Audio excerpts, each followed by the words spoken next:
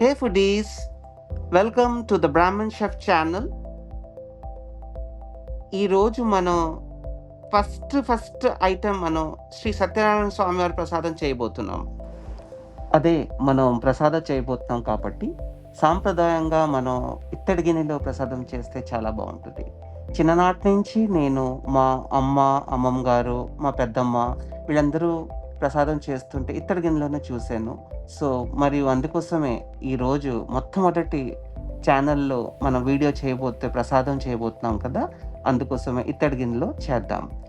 So first దీంట్లో ఏం తీసుకోవాలంటే కొంచెం నెయ్యి పోసుకొని మంచిగా అందులో రవా కేసరి ఉంటుంది కదా, అది బాంబే రవా అంటాం మనం, మంచిగా గోల్డెన్ బ్రౌన్ అయ్యేటట్టుగా మీరు వేపుకొని ఫ్రై చేసుకొని పెట్టుకోండి.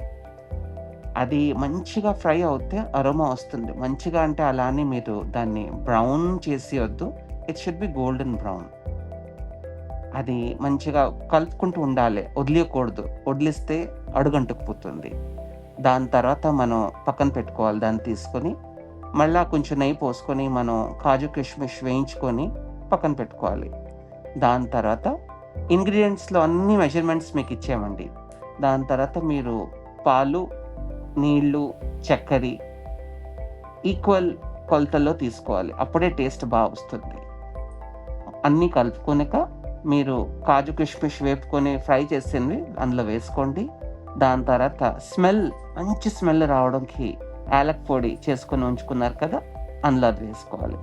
దాని తర్వాత ఫ్రై చేసిన నూక వేసుకొని మంచిగా తిప్పుకోండి.